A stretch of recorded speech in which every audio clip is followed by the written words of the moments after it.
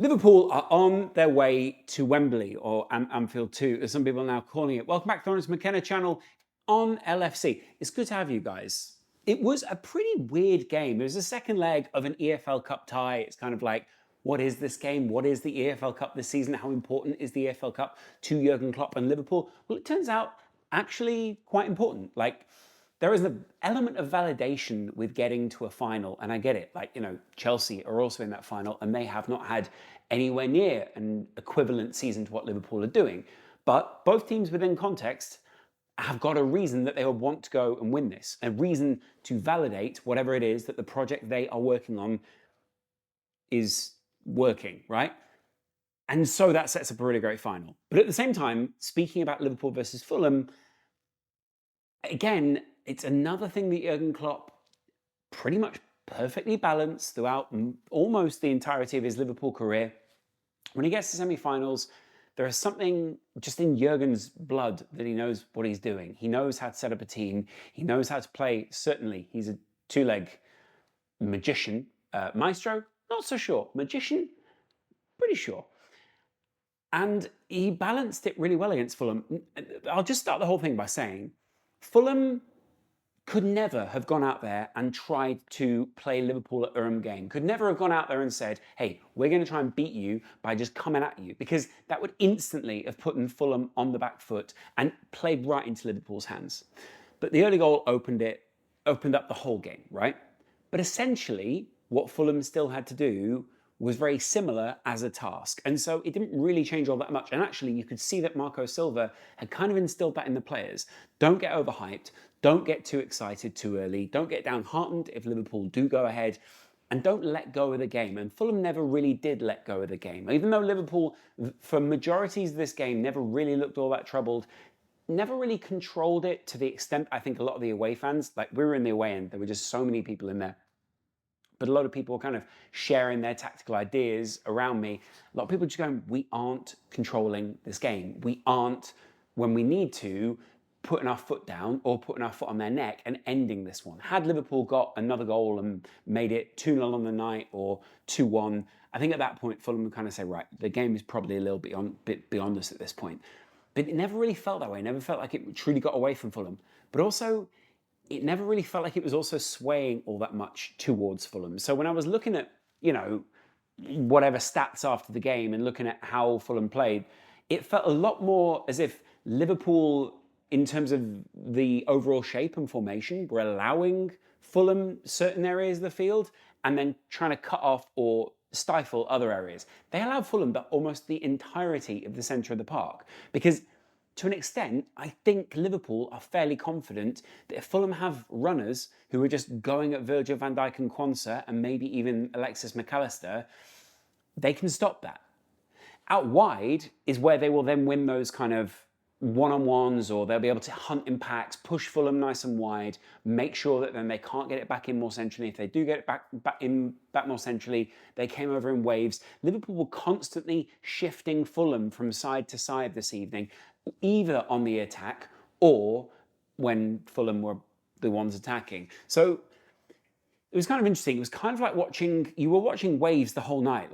There were a lot of Liverpool players dropping shoulders, going past people. There are a lot of people just overall trying to shift the ball and work their way around. Fulham, Liverpool seem to have really worked on that over the last couple of weeks. It's really enjoyable to watch. It's clearly a great way of controlling the game, and it absolutely exhausts the opposition players. You can clearly see by the end of the game, Fulham were just pretty much out on their feet and were saving this bit of energy for that last push against Liverpool. Having said that, there were also some Liverpool players who were out on their feet this evening. Luis Diaz looked pretty tired by the end because he'd just been herring around. Harvey Elliott did not stop running the whole evening. Darwin Núñez, even right up until the point where he got subbed, was either out on a wing, completely almost covering that entirety of that front line, always giving Liverpool an out or trying to give Liverpool an out. And actually, the whole Liverpool team looked a little bit disjointed between defence and midfield, and it made it a little bit more difficult to therefore get the ball up to the attackers. In the first half, it was kind of like, who is our outlet here? It definitely felt like Luis Diaz. what was Cody Gakpo trying to do? We couldn't quite see from our end. But there were a couple of times where he was kind of working it around the Fulham players. He was trying to combine with maybe a Conor Bradley, but it wasn't quite working. And in the second half, they kind of made that work with the balance and the shape of the side a little bit more. Despite the fact that Luis Diaz snatched one early, I don't really, again, think it changed all that much. I've got to admit, I didn't think that Liverpool stepped into all that much of a cauldron. I thought it would be way more intense. I thought that the relationship between Fulham and Craven Cottage would have been a lot more. It was slightly taken away from by the fact they're rebuilding their main stand at the moment. So there was like a whole block where it was just like, there's no one there. Put a big gap between a lot of the home fans. But when they did score, you know what? Fulham actually made a real noise. And, I get it. Like, obviously, I'm in the away end, so I'm not hearing nearly as much. But it felt like there was kind of a comparability between the two. And I wasn't quite sure that I expected that, even though I expected Fulham to try and put on an atmosphere. Weirdly, they wave white flags. That's an international sign for giving up. On the other side of it, it looks nice in the stadium. I did take some video of it, but I don't know if you guys really want to see it. I will put it on my Instagram. Cool. Anyway, tactically, I do think, obviously, they started without Alisson. They had Virgil. They started with McAllister, but, the midfield was Ryan Gravenberch and Elliott. That didn't really materialise in the same way. In the end, like, Cody Gakpo dropped a little bit deeper. Elliott ended up pushing up a little bit. He was a bit more of that right wing presence. Cody Gakpo was more of like a spread presence. But again, Liverpool didn't really control that middle segment of the field. And it meant the game got away from us a couple of times. It meant, especially in the first half, like Liverpool were forced to make some pretty silly tackles, forced to make some, not last ditch tackles, but like there were a couple of times where they looked quite open. Kelleher never really was troubled all that much. There was maybe 1-2 times we'd sort of say, oh, like that was maybe an opportunity, but was it really a serious opportunity? Liverpool never really looked all that troubled. And then come the second half, like you could clearly see again, you're going to got them in. The worry maybe is that Liverpool keep thinking they need to like coast to half-time, sort of get through to half-time, and then we'll turn it on in the second half. Fulham managed to nick that goal, and then Klopp had made some subs just right before that, and so it kind of opened up the middle of the midfield. They'd taken off another midfielder, and they brought on another youngster. They were playing with the formation and the shape a little bit. Konate just come on, which kind of helped a little bit, but also a couple of players oversold or undersold passes to him. He was obviously trying to be Konate, so there's a bit more pressure there. And it kind of unbalanced the team for about 5 minutes, which is roughly when Fulham started to try and capitalise on Liverpool's lack of balance or lack of like solidity that they had before or assured nature. Liverpool fans still making noise all the way through it. You could clearly tell, there was this big party atmosphere, and it sets up almost perfectly for Poch versus Liverpool, Chelsea versus Liverpool, this new Chelsea team versus this reforming Liverpool team, Liverpool 2.0, which is actually Liverpool 5.0, 6.0. And I get it, like, there are some big questions around the final. Do you continue with Quansah in the side? Do you continue with Conor Bradley even if Trent is back? Especially if, Chelsea kind of building a bit of momentum by that point. Kelleher, I think, obviously stays in goal. I think what was interesting was I zoomed in on Alisson at one point, who was on the sidelines, and he was very much playing like a vice-captain-y kind of role, because I'd imagine that's what he is anyway. He's a great leader in the dressing room. But the vice-captain-y kind of role was coming in. He was almost like communicating with Kelleher from a distance. He was clearly like trying to communicate something to the field.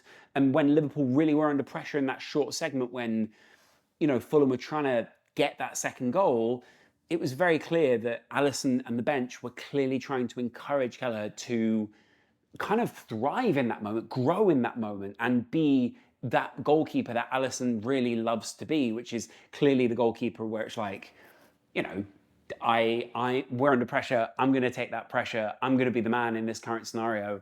I'm going to earn us the points or go through to the next round. That's clearly something Liverpool are trying to work on there. I liked it. I love that from the bench, there were some leaders. The bench, I've got to admit, did look a little bit light this evening. Obviously, they brought on Curtis Jones. Obviously, they brought on Konate. A couple of other subs in there as well. Youth came on, and at the same time, we also brought on, I can't remember the final sub, but basically, outside of that, it was looking a little bit slim pickings. Now, that's not a criticism of Liverpool. There are a lot of people injured at the moment, or out, or at the AFCON. but that's kind of my point, is like, Liverpool they're not surviving, but this is the beginning of a difficult run. There are games back to back, 3 days, 3 days, 3 days, 3 days. So I get what Jota was the other person. I get why they bought on Jota. I get why they bought on all these other, the rotational type players. And it was kind of confusing because Liverpool were really like trying to shut the game down and bringing on youth and changing the shape a little bit. And it sort of broadly made sense. It shows Klopp has complete faith in those youngsters that he's got on. Connor Bradley, all those kind of things. Curtis Jones, when he came on, was absolutely fantastic. Trying to, swap feet, drop a shoulder, go past someone. Liverpool were really looking to frustrate people by then. But it looked a little bit light. Not in the sense that they're bad players that came on or any of those things, but if you're going into back-to-back games, 3 days, 3 days, 4 days, 3 days, you worry about the depth even just a little bit. And I get it, Konate didn't play a full 90. There are plenty of players who didn't play a full 90. Robertson's coming back. Robertson was on the bench this evening. But, obviously, if you could, you would always pick your strongest starting 11 for those big games. I'd be interested to see what we do with that. Obviously, now we go into a game against Norwich. I think we'll start a lot more youngsters against those guys. Not that we're not prioritising the FA Cup, or we don't care about it. I'm sure it is still very important to Liverpool, but you get my point.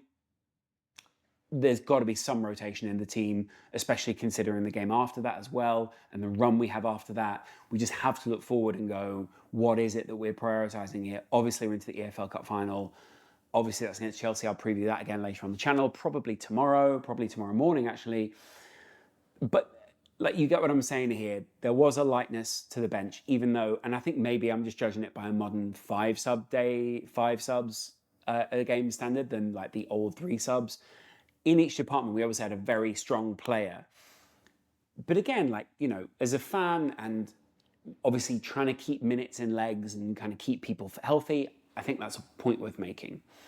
Then the kind of final point is, I loved how Liverpool moved Fulham around. This was one of those games where they didn't really ever have to step out of second gear, but there was still a stifling, and it's not really shown on that game chart thing. There was a stifling, we are on you nature to the way that Liverpool were playing against Fulham. They were clearly controlling where Fulham were trying to get the ball. Fulham were desperate to get it infield away from the Liverpool players. Liverpool were almost desperate to be pushing Fulham around, and anywhere Fulham went, there were 2 or 3 players on them, except in the middle of the park. And Liverpool were clearly the dominant force in this game. It doesn't lead to a particularly watchable game sometimes. It doesn't lead to end-to-end football, even though there are times where Fulham tried to get that counter-attack on and nick a goal or, just get a shot away. But what it does lead to is obviously this Klopp football will progress and progress and progress, hopefully. And within that, you're going to see more and more control, hopefully, and you're going to see more and more different iterations of this Klopp and Pep Linders team where they built towards this over 2 seasons now. This is the fruition and the coming of age of a couple of these players and the coming to the fore of what they want this Liverpool team to be in this current era. The rebuild was something that seemed totally beyond Klopp last season in so many other pundits' eyes, but we saw on... Well, it was the other channel, but this channel we saw what was going on. We saw that there were nucleuses, little sprouts of hope amongst the players, and that we could see that in time things would come good. Harvey Elliott, a massive element of that. Again, a very Kloppy type player. Statman Dave said it on one of his reviews and previews. He was talking about how Harvey Elliott has progressed under Klopp and how these new positions which are coming into the Klopp team perfectly play into Harvey Elliott's hands. You could see about the, the spread out nature of all these different touches all the players are taking, the way that Kakpo was getting back, the way they were trying to help Connor Bradley bomb on down the wing, the way they were finding space, the way that they were working their way around Fulham players, the smart way in which even Connor Bradley was giving away professional fouls. There was just a good balance to the team, a clear understanding of what the game plan was, and that was something that just could not be levelled at Liverpool last season. It was something that time after time, week after week, game after game, we were saying, where is this balance? Where is the system? Well, you could see little bits of a system, but they felt quite disparate and all over the place. This feels so much more cohesive. I'll finish on this. Jota, when he comes on, I understand why he doesn't start every game. He's an incredible impact sub. What he brings, the the way he ties them together, the hookup nature, the fact that he plays off so many other players, the way there are so many 1-2s in that front line. When Fulham are sitting super deep looking to spring on Liverpool, Liverpool are just putting players in between the lines and going pass, pass, pass in an almost Wenger-y type Arsenal way, not like beautiful patterns or whatever, but just very simple 1-2s. You remember the famous Arsenal goal, possibly also against Norwich, where they kind of pass, pass, pass, pass. That is a big part of what Liverpool were doing in this game towards the end, frustrating the opposition. It's not even about getting it out to the corner. It was just about playing better than them. And that was the other final aspect I really want to cover. I've done a lot of these. Towards the end of the game, when the pressure was sort of on, a couple of players did misplace a couple of passes. There were a couple of times where we looked a bit panicked, a bit harried, a bit worried as to what Fulham were going to do. Obviously, it's not a bad thing. I don't know if we'll need to do that all that much this season. It was about seeing the clock out. It was about getting the result. It was, about the kind of old cliche things that a lot of people trot out. It really was about that. Keller, sometimes, maybe we overlook it with Alisson. There are times where his distribution isn't always fantastic. Keller, similarly, I think at the moment, though, there is like a bit of a groan and a moan when he misplaces a pass because it is a bit like, oh, come on, mate, like we really need something here. But there were a couple of players who misplaced things. There are a couple of players who probably could have done better on the day in terms of like relieving pressure on the team. I'll be interested to know what you guys thought about that. The midfield didn't quite have the balance. Ryan Gravenberch is still learning his position, is still, growing into this. I see what Klopp's going there for with him. I see what Klopp wants him to do, so I back it. I think that'll be a season and a bit to grow into that. We still forget how young he is. We still forget the quality of the player. And I think there are times where he does do great things. He's got this like choppy way of like cutting the ball around that really works and just breaking through defenses. Did it in the last game against Fulham. Did it again, I think, in this game as well. He kind of chops, and he's away. And that's really interesting. So, yeah, I'm interested to know what you guys think. Alexis McAllister didn't have the best game tonight, but he was covering, made some weird tackles. Man of the match, Luis Diaz for scoring the goal and then kind of being a bit more coverage. But again, could have done more. Harvey Elliott, I really love. I can't really fault him because I see him constantly running. And Virgil van Dijk is just a bastion of, it's not invincibility, but like calm. Really great to watch. Enjoyable. Obviously, we made it through on a draw on the other side of it. But in aggregate, we are going to Chelsea's kind of, it's not home, but like obviously Chelsea City, and hopefully we can get away from what we consider to be like our second home stadium. Let's see what happens. I'm interested to see. Let me know what you guys thought of the performance tonight. I will be doing another review tomorrow in a little bit more depth, talking a bit more about Liverpool. Obviously, I'm Lawrence McKenna on LFC channel. Look forward to seeing you guys there. There is a Patreon, there is a Discord. Go join either of them. If you want to contribute to the cause with Patreon, fantastic, love it. If you want to just get in the Discord and get chatting, of course, I also love that. There are elements to both which benefit me and the channel. Appreciate you guys. We're building something here. Much love. Bye.